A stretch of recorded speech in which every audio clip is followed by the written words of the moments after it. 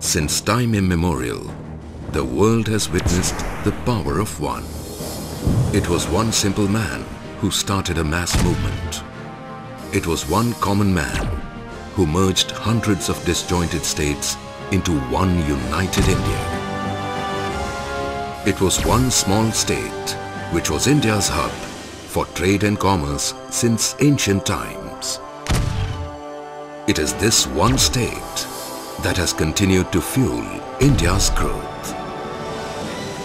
And when the Planning Commission of India set a growth rate target of 10.2% for the 2002-2007 five-year plan, Gujarat welcomed the challenge with open arms.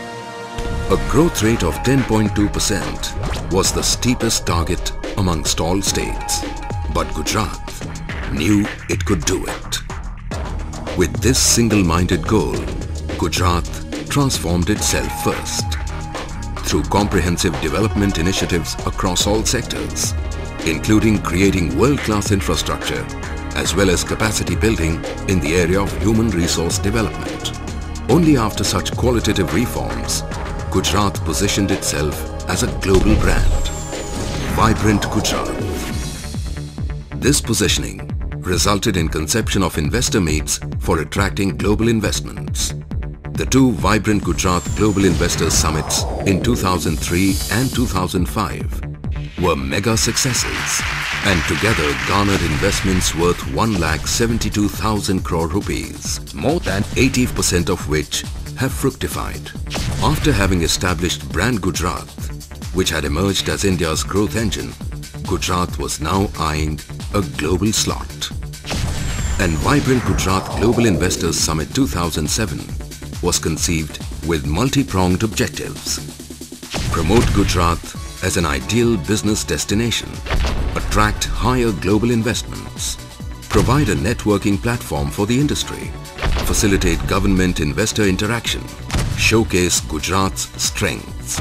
This vision was supported with a well-thought-out action plan. An action plan that revolved around one strong positioning. Gujarat, the land of business success.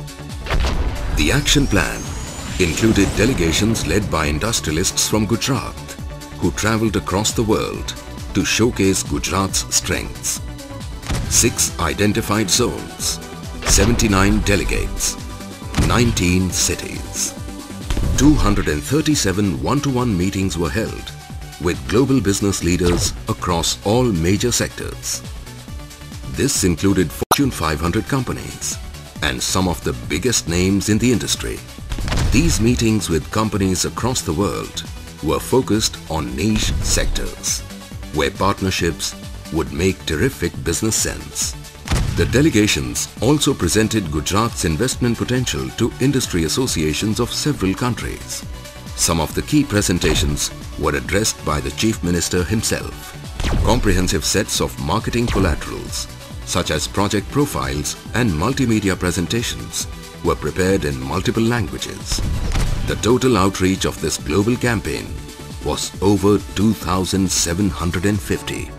A pre-summit follow-up plan was also charted out, and personal invitations were sent to investors from far-off countries.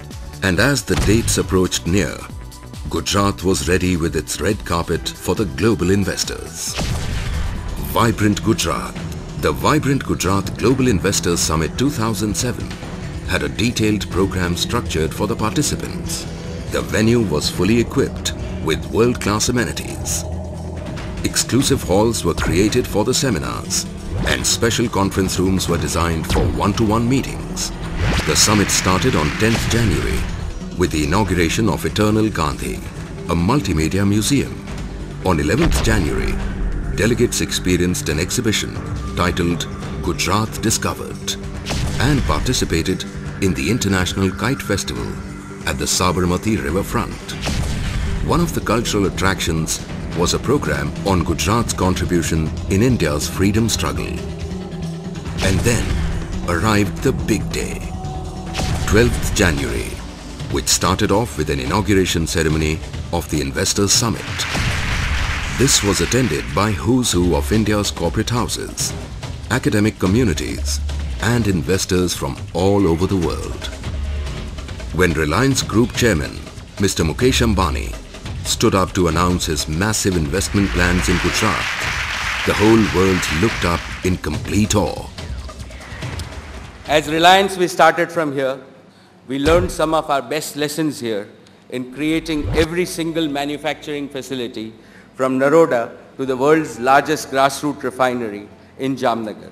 It is a matter of great pride, pleasure and satisfaction for me to announce our intention to sign MOUs worth over 67,000 crores of rupees, which we will invest in the coming years.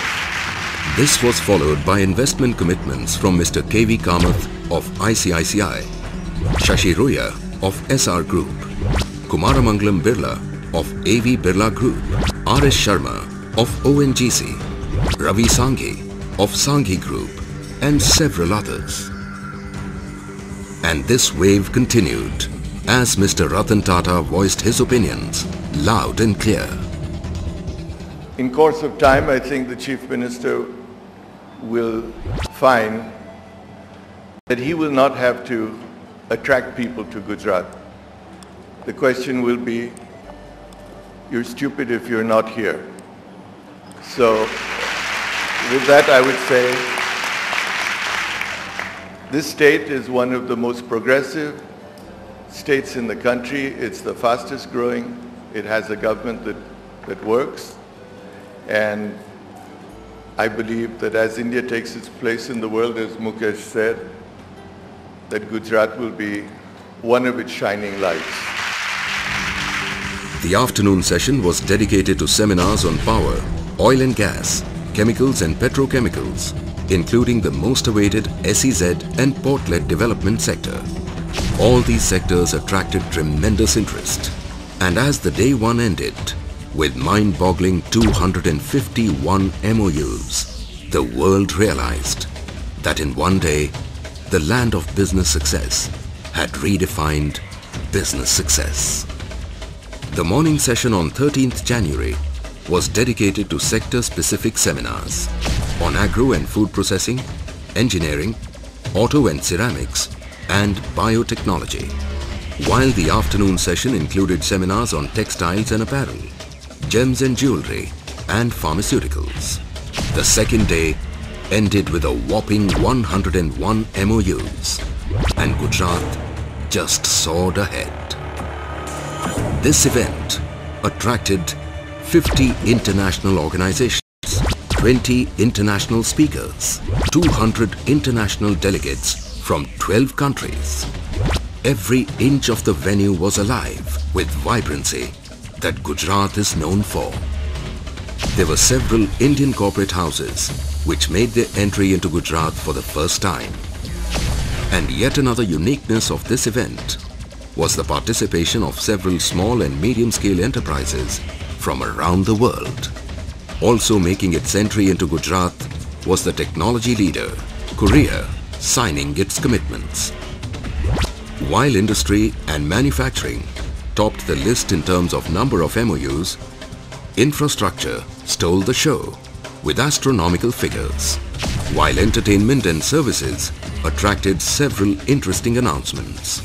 The knowledge and human resource development sector too emerged as a real winner, with several commitments that were discussed, articulated and inked. While on one hand, these investments hold a promise of direct employment generation for over 13 lakh people, on the other hand, investments in human resource development would cater to the huge demand for talent.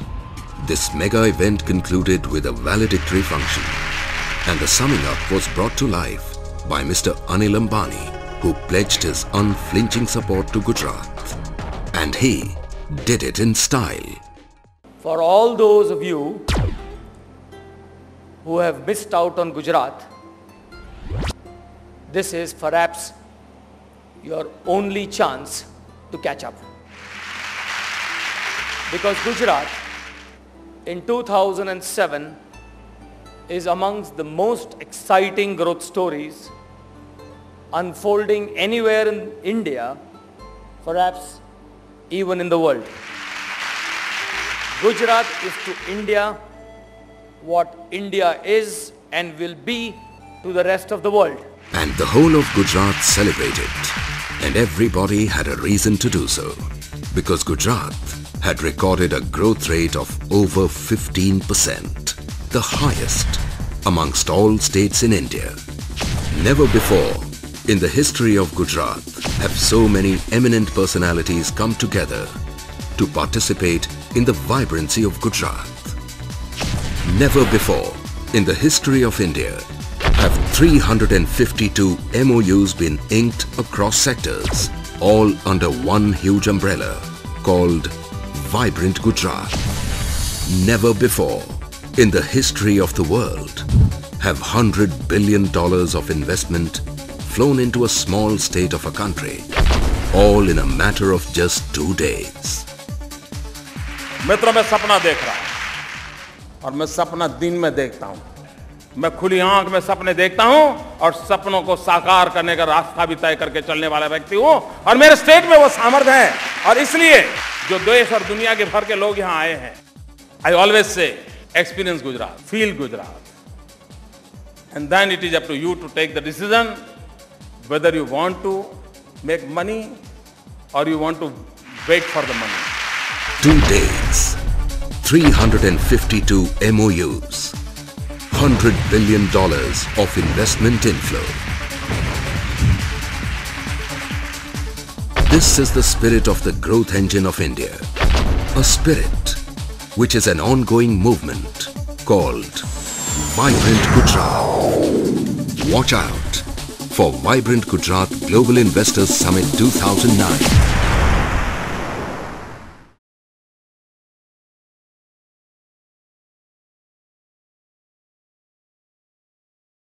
Freedom means different things to different people. For the historian, it means a word to worship. For the artist, it means free-flowing expressions. For the economists and investors, however, freedom means the extent to which one can pursue economic activity without interference from government. It is this economic freedom that fuels the growth and development of any country. And India is one country that is consistently moving up the Economic Freedom Index. As per the Economic Freedom of the World Annual Report 2006, published by the Fraser Institute, in the Economic Freedom Index, India is miles ahead of China. As many as 42 positions ahead, which only means one thing. The Indian tiger has started taming the Chinese dragon. India, a roaring economy. Home to nearly 2/5 of humanity, the two neighboring countries, India and China, are two of the world's fastest growing economies. However, not just in the Economic Freedom Index, India is way ahead of China on several other counts as well. India, the fourth largest economy in the world, is already recognized for its large pool of skilled talent. And by 2020, it is expected to emerge as a leader in terms of quantity and quality of manpower. By 2020, China will face the demographic challenge of an aging population, while India will have the youngest and most productive workforce in the world.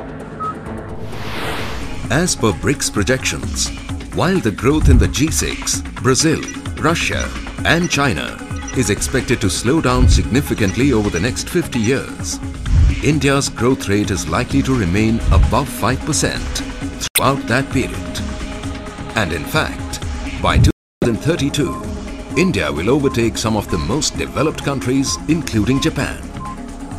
As per Goldman Sachs, Dreaming with BRICS, the path to 2050, India will have the largest GDP growth rate, along with rising per capita GDP. As India is the largest free market democracy, the rule of law prevails better in India than in China, be it judicial independence or property rights. Experience of multinationals reveals that it is becoming easier to do business in India in recent years vis-à-vis China. India's growth model is termed as more sustainable than China, as it helps develop more efficient corporates, more robust service industries, and healthier banks. India has a stronger banking sector and the benefit of high return on assets. While China's banking sector is grappling with a heavy load of non-performing loans, India has dramatically lower NPL ratios. India has been rated as the most attractive investment destination with a cumulative score of 7.3 on a scale of 10 based on key parameters such as financial structure, business environment, and people skill and availability, which is evident in India emerging as the most preferred offshoring destination.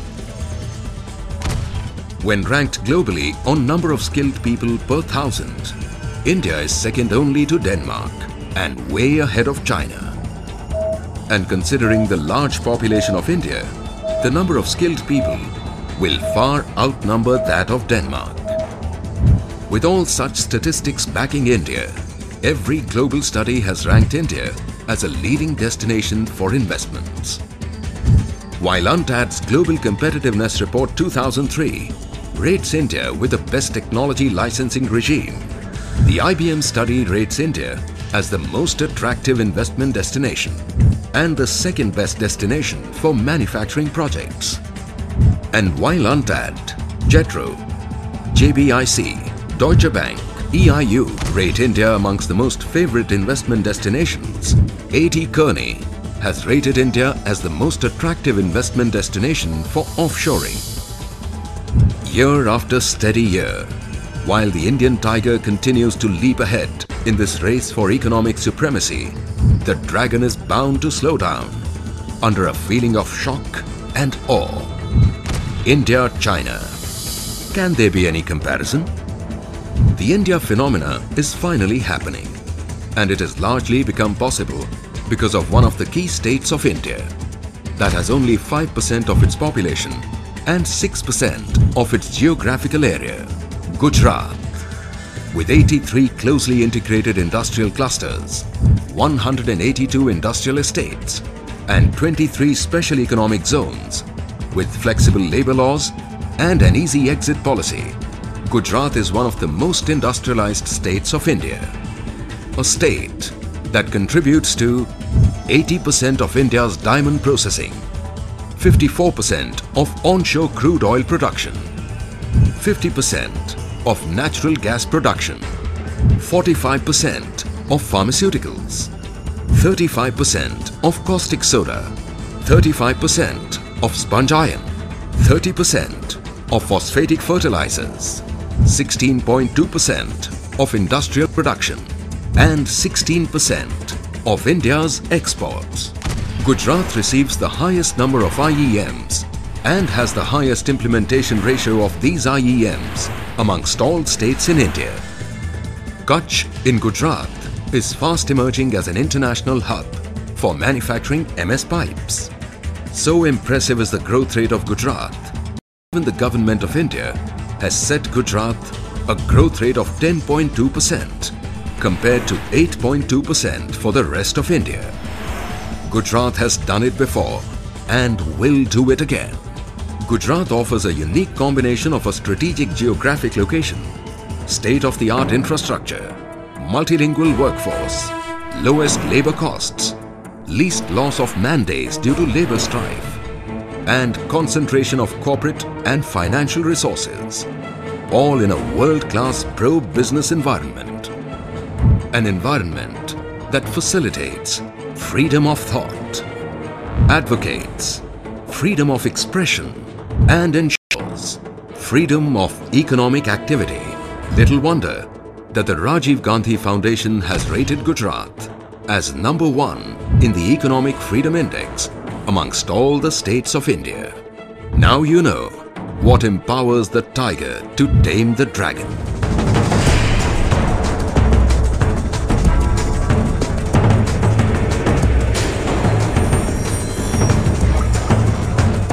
Gujarat, empowering India.